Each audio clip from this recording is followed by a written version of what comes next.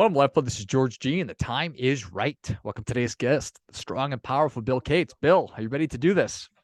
I am ready. And George, if they just misheard you there, it's not Bill Gates, Bill Cates with a C. I missed it by just one letter and a few billion brain cells and a few billion dollars.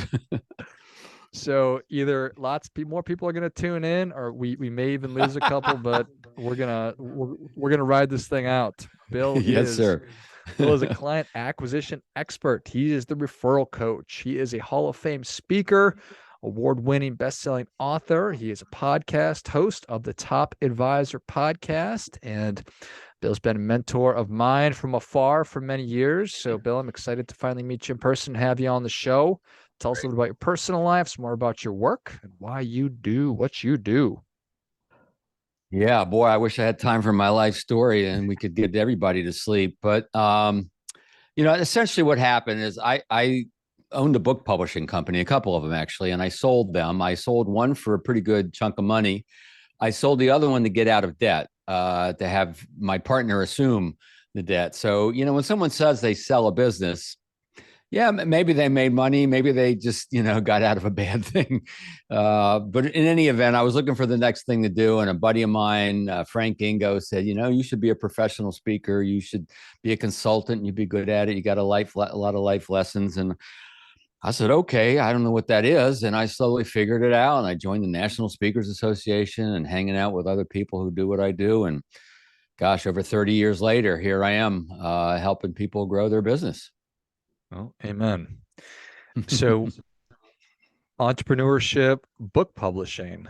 Mm-hmm. Or you're obviously a writer, but that doesn't mean that you should own a book publishing business or several of them. How did that come to be?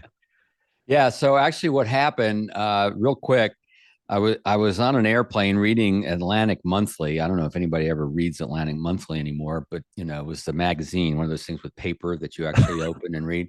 And there was an ad there, and it was one of these. It's called an advertorial, and it's an ad, but it looks like an editorial. And the title was "Dollars in Your Mailbox," and this is a long time ago. And I said, all right, I wouldn't mind dollars in my mailbox. And it was all about selling information through the mail. This was before the internet. So it was direct response advertising, direct response marketing, really what the internet is now. All the same principles are at play, but back then it was through the mail and such. And so I ended up helping somebody publish a cookbook and selling that through ads and whatnot. And I ended up actually starting two cookbook publishing companies. I'm not a cook, I'm an eater. But I saw the market for it and did pretty well. We sold books, in grocery stores and in kitchen stores and, online. I had a newsletter that was paper newsletter that we sent out. So had a big enterprise going there, but my heart wasn't really in it. I never really aspired for that. And so I sold it just to try something new. And so, yeah, I guess I've always been an entrepreneur of some sort. How I got here, I don't know. My parents were, children of the Depression. You grow up, they grow up with very safe lessons. My mother would say, don't quit a job until you have the next one lined up. So how I got in the risk taking, I couldn't tell you, but, it seems to work. Life is a funny thing. It is. So, I mean, fascinating, right? It wasn't that long ago. Maybe it feels like a really long time ago. You're reading that advertorial in a paper magazine and, fast forward and now we have, Chat GPT or whatever it is that's going to revolutionize the world. That's probably a bridge too far for this conversation, but you've been helping people to develop their businesses through the power of referral for a long time. We were joking that I have your CDs from when I started in the financial services business in 2001. Where are we today? How has that business switched? How has the business of getting referrals changed, if at all? Well, the principles have not changed at all, meaning that for most businesses, there obviously are exceptions, but particularly for service businesses, professional services, how does someone want to meet you? They want to meet you through a recommendation from someone they trust. So social proof, recommendations, testimonials, as my friend used to call them, testimonials. That has not gone away. It'll never go away. I mean, even before there was internet, before there was telephone, before there was telegraph, someone wanted to do business in the next town. I could say he or she, but back then it was probably a he for the most part, unfortunately, would bring a letter of introduction. And so that's really the way of the world. It is. And so everything I do falls under the umbrella of what I'll call relationship marketing. And it doesn't mean you can't have success with social media advertising. Heck, I grew up doing that as well. It's just that I gravitate towards the relationship side of that. And so all those principles haven't changed. You still have to be referable in the eyes of whoever's going to introduce you for whatever reason. Now, what has changed a little bit is how you get connected with that new prospect. Because there was a time, and even if it's not a prospect, if it's just someone, a possible strategic partner for your business, whatever it looks like. There was a time when you could call people and they'd answer their phone, right? Those days have pretty much passed for the most part. Only time I answer my mobile phone is, number one, I know who it is, or I've got someone coming to the house to work on my furnace or something, and I don't know their number, so I'll take a flyer and I'll answer it, right? So we've got to get introduced. We've got to get connected, and that's been a big emphasis lately, is how do we actually get introduced in person, email, Zoom, three-way, whatever it may be, text. So that's one thing that has changed a little bit over the years. Yeah, well, I appreciate that. And I love the just reminding me and everybody else that, yeah, hey, who am I? I have this letter from XYZ, from the senator, from the president, from the mayor, just somebody who is someone of well significance. respected. Yeah, it's borrowed trust. We borrow the trust long enough to earn our own trust. And sometimes that borrowed trust takes us a long way, right? Sometimes people say, well, you work with my friend George. Yeah, I'm happy to. Or they say, well, I trust George, so, tell me more. And so at least get your foot in the door, if nothing else. So when I'm consulting with folks and I'm thinking of my own business and I'm trying to move in a certain direction or meet some people, the first place I'm going to go is not advertising. It's not, internet posts. It's not any of that. It's who do I know, right? What relationships do I have in place that can help me get there? That's the first place you want to look. What is the path of least resistance? What is the warmest path to get to where you want to go? And it doesn't mean you can't do the other things. Eventually you may, but first let's start with the relationships that are in place. And sometimes that's all you need. Have people forgotten about that? Some, not all. No, not all. There's some people that are drawn to it naturally. Some are better at it than others. It's interesting. I have a lot of people come to me that say they used to be good at it, but things have changed so much they feel like they've lost their confidence. And they also feel a little guilty because they know they have good relationships, but they haven't figured out how to leverage them in a way that works for everybody. And I think a lot of people grow up, not thinking in terms of that. They think in terms of, some of it is they get enamored by the shiny objects of what social media and things like that can do. And I'm not going to diminish those. Some people having great results. I think LinkedIn has kind of become the new cold calling for a lot of people, right? We get a lot of unsolicited messages on LinkedIn these days, but nonetheless, I don't want to diminish that. And I think a lot of people just don't think about the relationship side very much. Sometimes I call referrals forgotten gold. It's right. Everybody knows the power, the value, but people haven't put it at the top of their list for whatever reason. I think sometimes also real quick is people hide behind the technology. Developing relationships, not as easy, a little messier, takes a little longer sometimes. I think sometimes where people used to hide behind the mail, they'd mail things out. Now they hide behind email or LinkedIn or other broadcast types of messages when they really be better off talking to some folks and talking to some folks before they send those emails and broadcasts out to everybody. So that's my take anyway. Yeah, I think that makes a lot of sense. It is easy to hide, and to your point, it always has been. There's places to hide. If you didn't want to pick up the telephone, there's places to hide. through being able to mail. Now it's email, but now it's LinkedIn messages, the social media messages. You mentioned haven't figured out how to leverage a relationship in a way that works for everybody. What does that mean?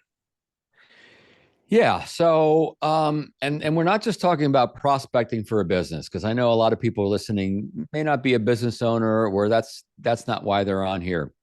But to get wherever we want to go in life, quite often we can't do it by ourselves. We need other relationships, right? So, whatever kind of relationship we're trying to develop, this kind of goes under that, and that is number one. It's okay to ask for help. See, a lot of people, I think, but mistakenly, believe that asking for help is a sign of weakness. Like my wife, I touched the hot stove twice with my wife. I don't do it anymore. I said, "Would you like some help with that?" She says, "If I needed help, I'd ask for it." Okay, twice, no more. Um, and so the truth is, and psychologists will tell you that the willingness to ask for help is actually a sign of high ego strength, high self-esteem. So a lot of people mistakenly think that asking for help to meet someone else or for advice on their business, whatever, is a sign of weakness. And that's a mistaken belief. It's a limiting belief, unfortunately. So that's one thing. A lot of people don't realize that often, if you are going to ask for help, it does help to have a little bit of what they call the emotional bank account taken care of, right? Where you've given some value to that person in some way, or you lead off the conversation with, how can I be of value to you, rather than just asking. Now, some people say you have to give referrals to get referrals. And while that can be very helpful, you don't necessarily have to give referrals to get referrals, but you do have to be referable, and it does help to provide value. I'll give you a classic example. A colleague of mine, I wanted to do at the time some more keynote, big stage kind of speaking, and I asked him for some possible introductions. And he says to me, "Bill, you're the referral guy. You got to give referrals to get referrals." Hmm. And I said to this guy, and his name is Warren, I said, "Warren, yeah, I understand that. And I think that sometimes that is the case. You may recall 2 weeks ago, I spent an hour and a half with your team about how to sell online training. Was that valuable to you guys?" "Oh, yeah, I guess it was, So a mistaken belief. But the principle is true. Are we referable? How do we provide value to that person? So we can tap into that law of reciprocity, etc. Sometimes, by the way, we just got to give to give. Let's not worry about giving to get. Let's just give to give. One of the hardest things people have trouble with, not everybody, is donating or giving anonymously. Right? Try it sometime. It's interesting, the dynamic you feel, especially if you have a high ego, to give in ways that you're not going to really get anything back other than just that intrinsic good feeling of helping somebody out. It's really interesting. I was just in a museum over the holidays, and they've got all the donors prominently displayed, and I saw big spots for it just says anonymous. And so I spent a little bit of time thinking about that. And number one, I joked to myself, that anonymous person is sure giving a lot. I don't remember exactly what the joke was, but you sort of get it. Right. But Right. how interesting. What is the psychology behind that, and what does that feel like? So that's interesting. Yeah, it's true. Well, I'll give you an example. One of my mentors and friends, colleagues, Nito Cobain, he's the president of High Point University. My daughter went to school there. One of the exercises he does with the students and other folks is he'll bring a roll of $1 bills, 100 of them, and he'll give one to everybody there. And they go, the kids, especially younger, and they go. He says, "Your job is to give this away in some way that people won't know who left it there." Hmm. And it's just to get into that mindset and that feeling. And so I'll never forget, we were in a hotel and I had my niece and my daughter with me, and we were walking along where Anita was doing his thing, and there were dollar bills like tucked in the door handles, and Jenna and Casey says, "Oh, can we take those?" And I go, "Well, why don't you take one and leave some for others?" Right. So that's a whole other conversation we could have. Yeah, but I absolutely love that, and it's an interesting just experiment and thought Hmm. experiment and Hmm. everything else. Are you a guy who believes in karma and sort of the universe, Bill? Yeah, I mean, I believe that certainly, what we do has reverberates or vibrates in the world. I don't know exactly whether it's karma, what you call it, but yeah, I mean, our actions have consequences, and I think there's things that we don't know exactly how that works. It's kind of amazing in a lot of ways. So yeah, as you give, you reap, and I think there's a lot of truth to that. Can we make the direct connections all the time? No, not always. But yeah, I believe there's something to that. Yeah. So you mentioned it a couple of times. What does it mean to be referable? Well, people have to trust you. They have to trust your integrity. They have to trust your process and the value that you're going to bring to other people. It helps that they like you too. In fact, really, from a business standpoint, there's two elements. One is a value connection, meaning they appreciate the value that you bring, your knowledge, your experience, your process, the product, the service, all of that. But then there's also the personal connection, the like, the trust, and they usually both have to be there. And if someone sees your value, they get your value, but they don't really know if they can trust you or like you, they're not going to do business with you. They're not going to introduce you. If someone likes you, thinks you're cool, they really trust you, they grew up with you, but they know you're new at what you're doing, or they're not sure they really know what you're doing yet, well, they're not going to do business or refer you either.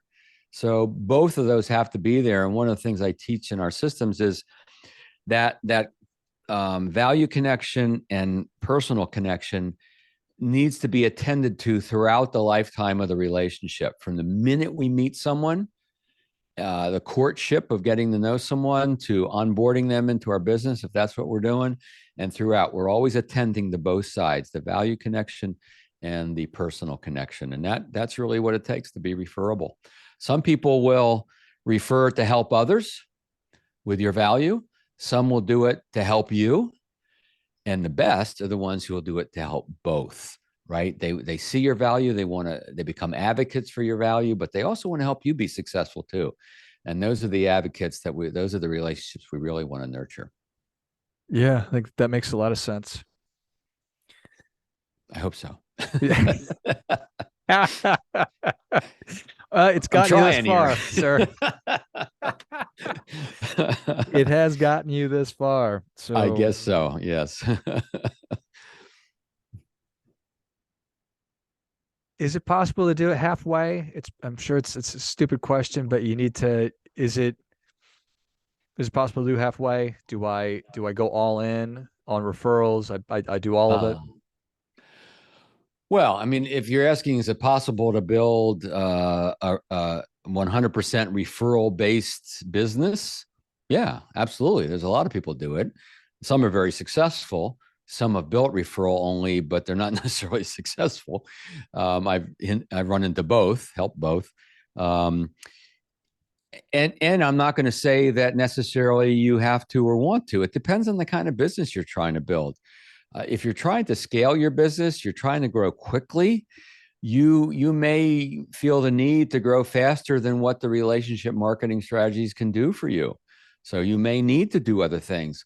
Also, general marketing, having a reputation in a target market, if you will, can make a big difference. It helps all the other things work. So there's a lot of elements that go into growing a business.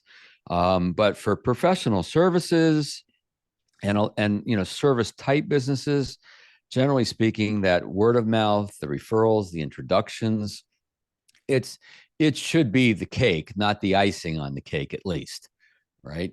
A lot of people flip it, right? They see referrals, the introductions as the icing on the cake. Oh yeah, we're also getting some referral. It should be the other way. Now that's the cake. Let's get that one baked and doing well. And if the other things are working and producing some nice results that are cost effective, well, that makes sense too. Love it. Well, Bill, thank you so much for your work. Thank you for coming You on. bet. Where can You people bet. learn more about you? How can they engage? Where can they get your books? All of it. Sure. I appreciate it. Well, Bill Cates, Cates. I'm on LinkedIn, obviously. Referralcoach.com. My most recent book, I think a lot of people will find pretty interesting because it's how to talk about your value and in a way that people will respond. It's called Radical Relevance. And so if you go to radicalrelevancebook.com, radicalrelevancebook.com is a quick little fun video, and you'll learn a little bit about that. And you might find that to be a pretty helpful read. Love it. Well, if you enjoyed as much as I did, show Bill your I did. appreciation and share today's show with a friend who also appreciates good ideas. Find Bill on LinkedIn, go to his website and check out all things Bill Cates. It's referralcoach.com. And then check out his newest book. It's radicalrelevancebook.com. And I know that sometimes that's something that I struggle with is how to articulate the value that I am working to bring to the world. And perhaps you do as well. So I'll look forward to digging into that one personally. And I can attest to the quality and effectiveness of all of Bill's work and systems, and certainly encourage you to take advantage and check it all out. Thanks again, Bill. You bet. Thank you. And until next time, remember, do your part by doing your best.